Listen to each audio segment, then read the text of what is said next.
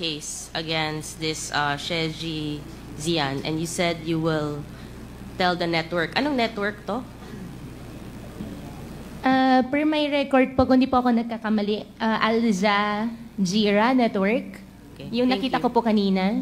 Pero babalikan ko po kung tama po yung naisulat ko po, Your Honor. Thank you.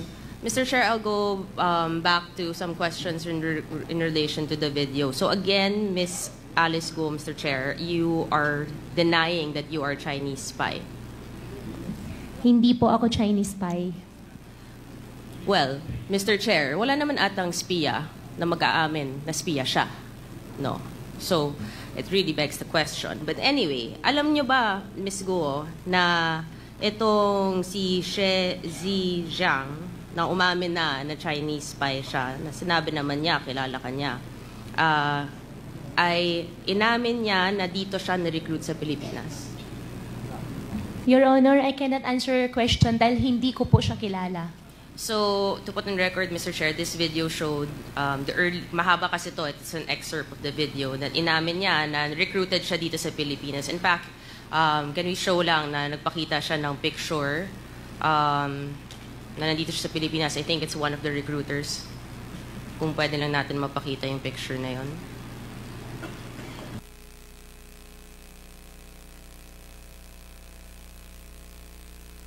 So, ito. Wala kang kilala dito.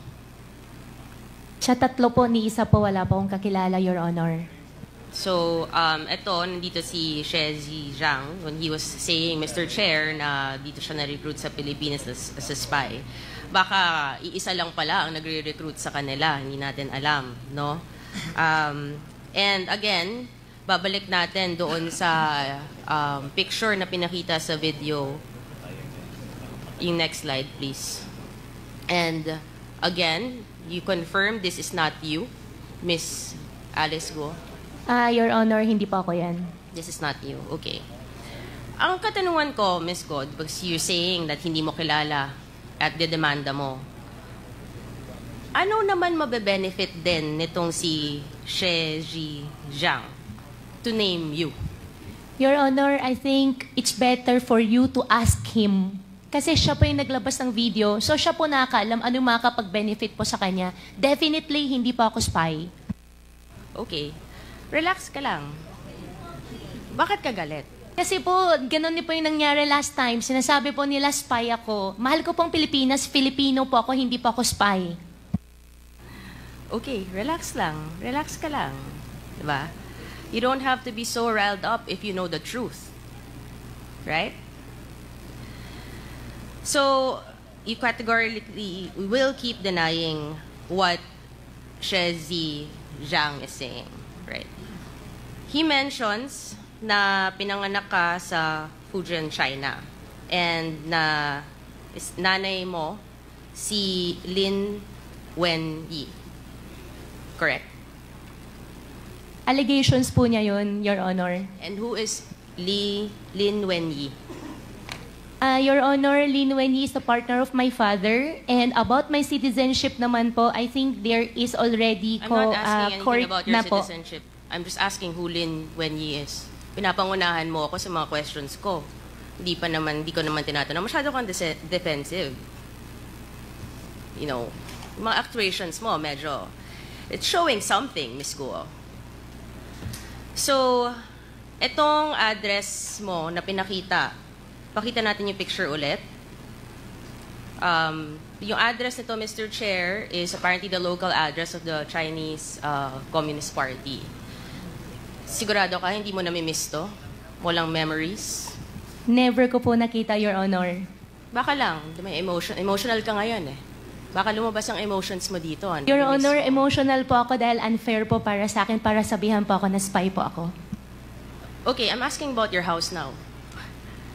So, eto, Your Honor, that's not my house. Okay, this is in Fujian. Balik lang natin sa last hearing na meron pinakita si Congresswoman Luis Trono, yung nagko-congratulate yung people of Fujian sa kanya. So, kung hindi ka taga dito, at mukhang taga dito naman yung sinasabi nilang bahay nila, bakit naman din? Pakita nga natin ulit. I think we have that, no? That the people of Fujian was congratulating the first mayor na naging mayor dito. Yan. We have a translator here. Do you understand what is written? Yes, this is like congratulating for winning as the mayor. Okay, and then these are the people who prepared this congratulatory page. Those are the people, yung mga pangalan. Below, yes po. Baka kunin natin, Mr. Chair, yung mga pangalan na yan. Yeah, can you please post it again? Yan. Oh. Sino-sino yan? It is from Jinjiang, Jinjing Shen. Yeah, it's an association of the hometown. It's in Jinjing Shen. Which is in Fujian, I think. Yes, it is. Which is basically where what we saw in this video, Mr. Chair, kung saan talaga sinasabing galing ang si Miss Alice Guo, no? And then itong si Lin Wenyi na tinatanggi naman po ni Miss Alice Guo na hindi mo nanay, no? Which later on, nakakalungkot if she really is your mother, na you're denying your ties to your mother. Sinabi din sa documentary, Mr. Chair, na umalis nga daw siya, sabi ng mga residente doon, 2002. From the previous hearings, we have a copy of the Special Investor Resident Visa. Yung next slide, please. Yan. Na dependent siya ni Lin Wenyi. Galing nga sila from Fujian. And it is January 12, 2003 na pumasok sila ng Pilipinas. So, you know, the facts seem to be aligned. The documents that we have and we've been seeing seem to be aligned with this video that came out, Mr. Chair, na hindi naman natin alam bakit naman in-name din si Miss Alice Guo na hindi naman, wala naman kinalaman ito sa atin. But apparently, there is that connection, which is scary. We go back to Lin Wenyi, which you have said this is the partner of your father, your Chinese father. Yes, Your Honor. Yes. And you said, naman, na you will only be into business with those you're very close with and those you trust, correct? Yes, Your Honor. Yes, you said that last hearing. And yung lumabas nga yung mga corporations, makita natin, they're about, pakita natin yung almost similar to the table that we showed last hearing, or 2 hearings ago. Ito yung mga corporations mo. Ang daming beses lumalabas nga nitong si Lin Wenyi na lahat ng mga kasama sa corporations na yon are actually family members of yours. Your brother, your father, right? And ngayon, nanay niya. Ala, itong Lin Wenyi. So it is a family corporation. So, Miss Alice, itong nangyari din sa video, meron sinasabing yung Yatay Group. Ito yung company ni Mr. She Zhizang. And actually, itong business ni She Zhizang ay katulad ng mga negosyong tinayo mo sa Bamban, Tarlac. There's a picture na alos magkapareho siya.